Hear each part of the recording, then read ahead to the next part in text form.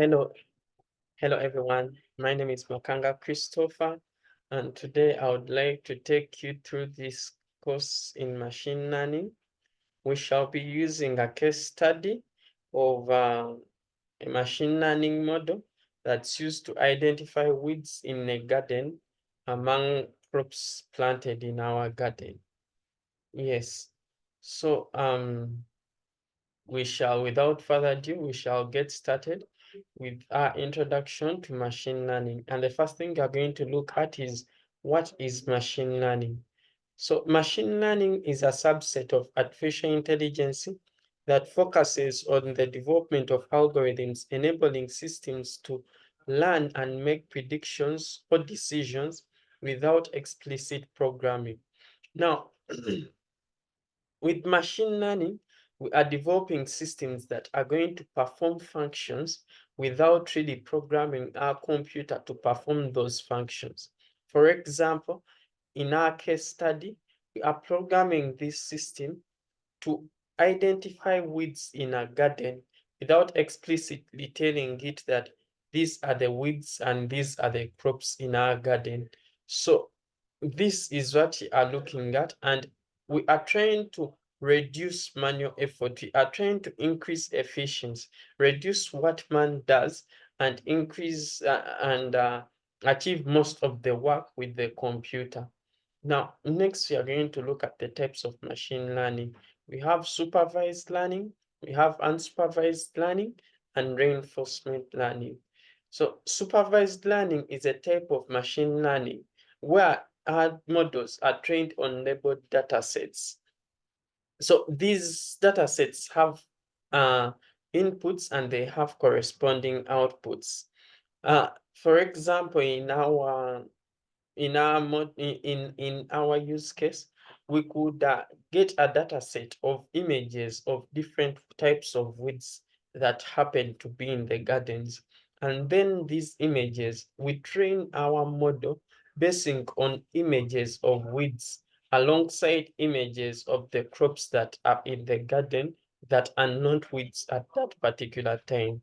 So this is supervised learning. And we have we have algorithms for supervised learning. Algorithms include linear regression. So for linear regression, it predicts data basing on a linear relationship between inputs and outputs. We could have several inputs and then we could have several outputs. So what our model does is that it predicts the relationship between these inputs and the outputs.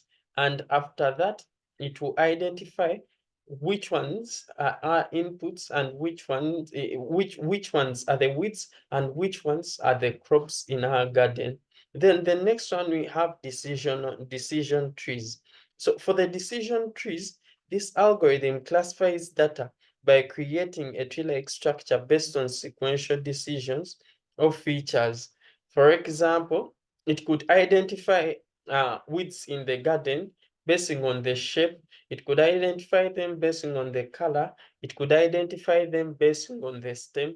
It could identify them basing on different factors, on the roots of these weeds in our garden. So these are that would be decision trees and decision trees, another algorithm.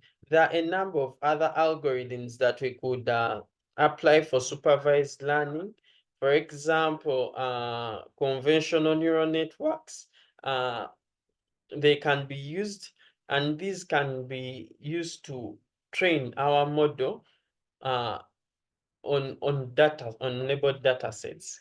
Then the next type of machine learning we have is unsupervised learning. Now, and with unsupervised learning, we do not train our data using labeled data sets.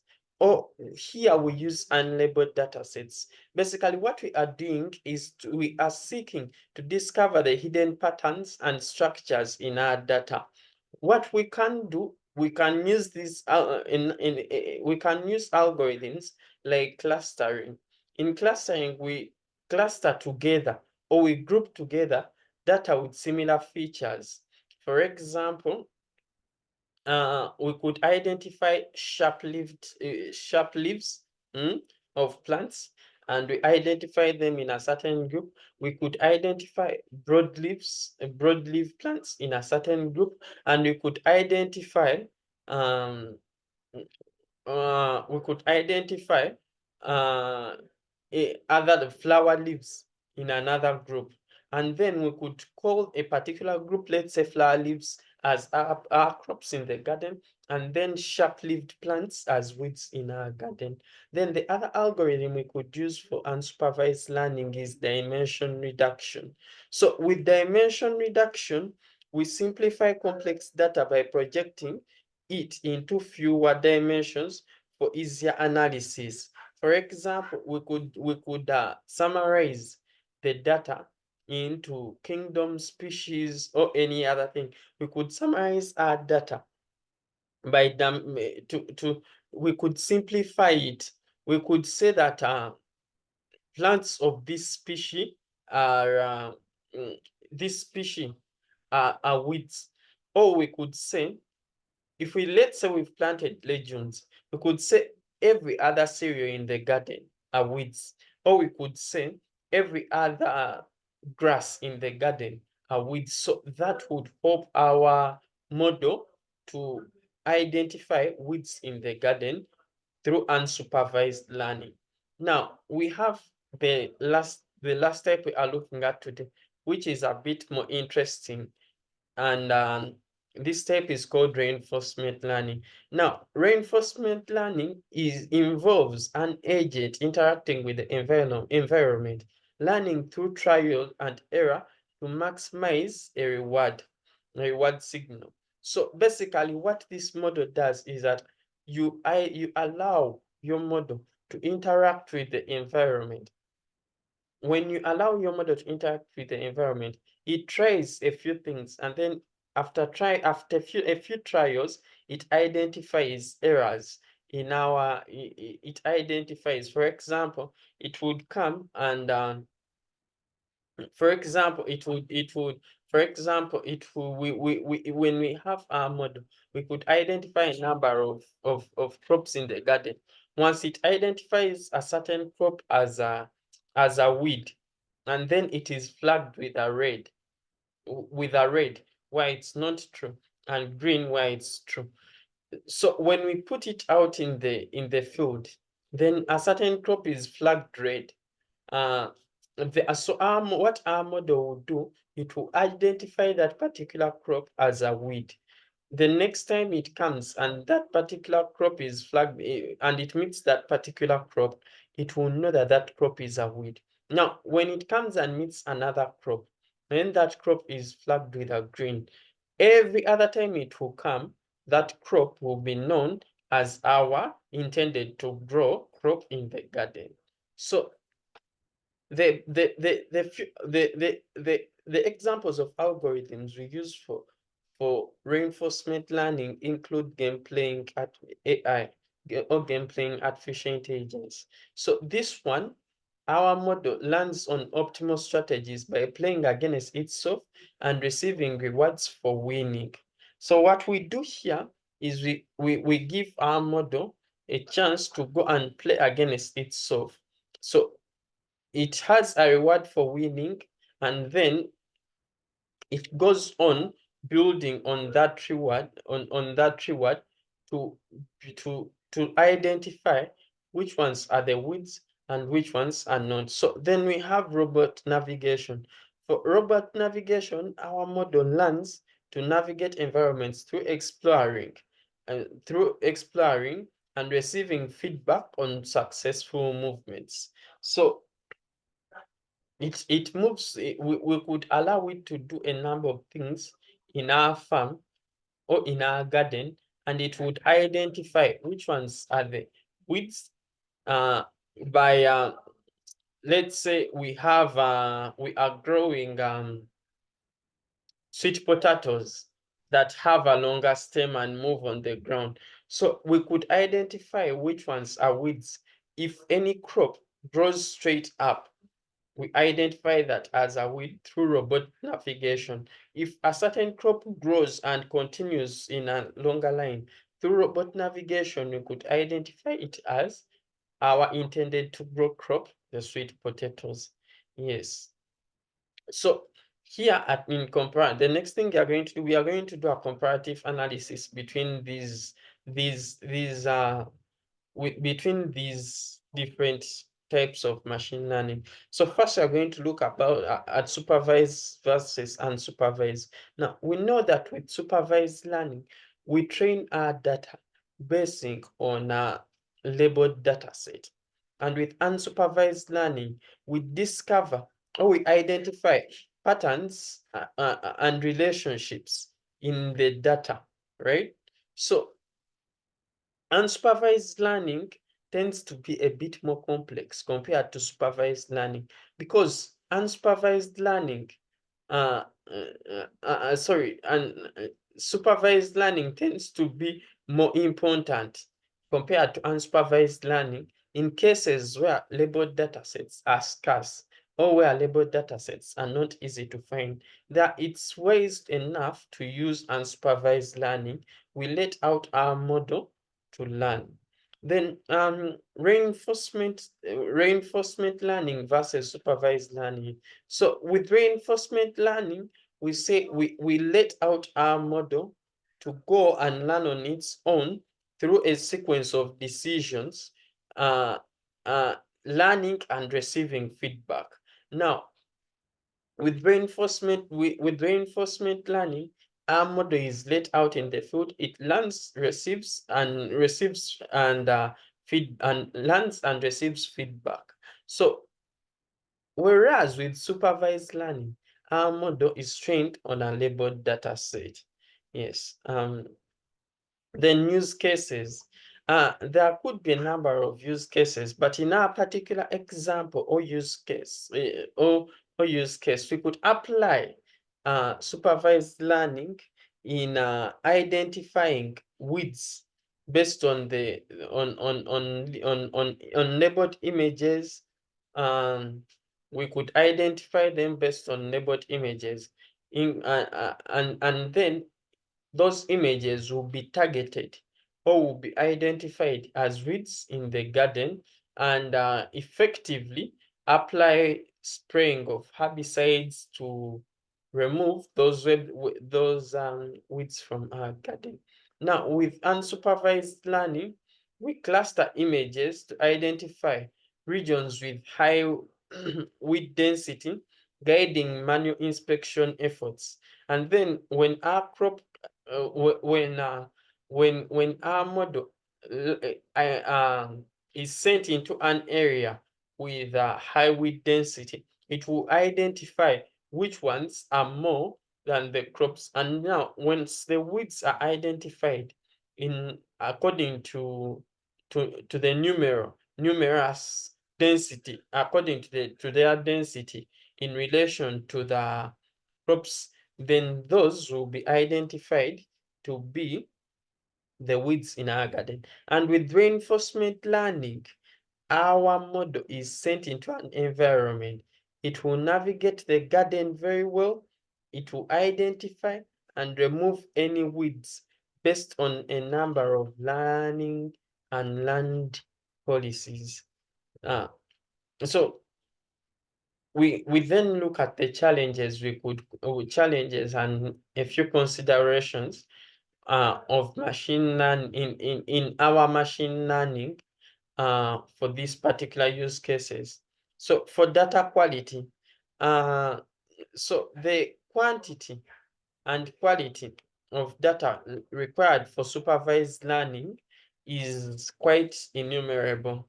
So because you could not identify every type of weed in the garden, and there could be cases where a particular crop will be a weed. For example, if we are growing maize and someone by accident poured water with beans in our garden, at that instance, beans will become a weed in the garden because now they are competing with the maize in the garden.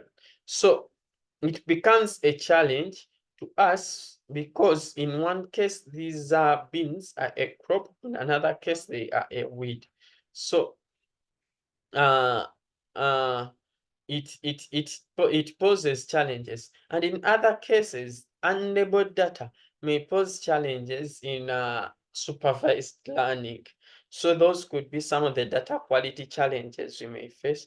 Then computational resources. Now uh, machine learning, mm, or in particular supervised learning, training these models requires a lot of computational power, which power is not very available to individuals. So this poses a threat to us, and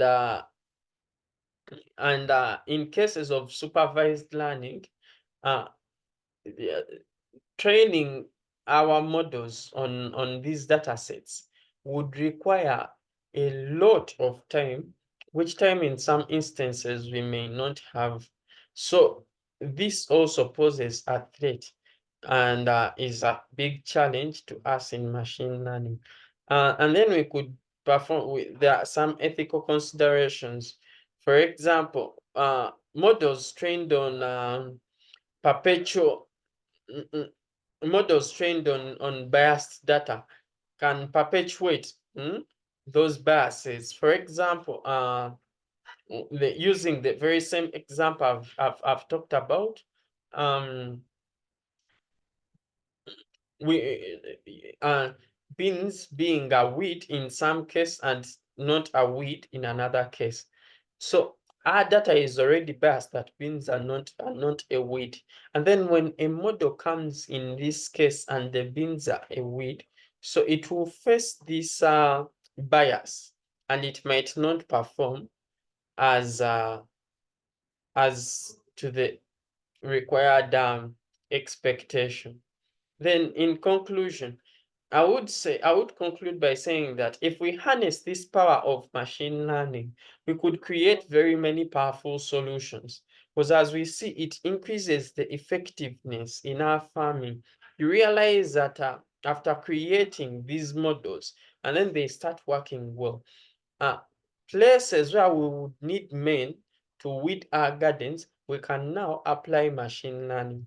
However, it also comes with challenges, but if we can mitigate these challenges, we can ensure better quality machine learning models. And for this, our particular use case, I would recommend supervised or unsupervised machine learning types, because reinforcement learning would cost us a bit in cases because we might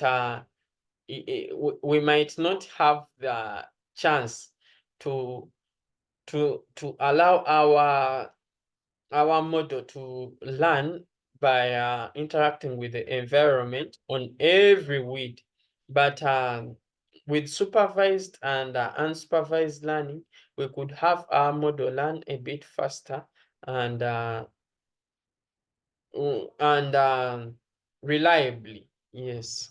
So I could conclude by saying the potential and the impact of this machine learning is really immense, and it could promote sustainable practices and increase yields in our gardens, as well as it could be very cost effective for farmers and every other person using it.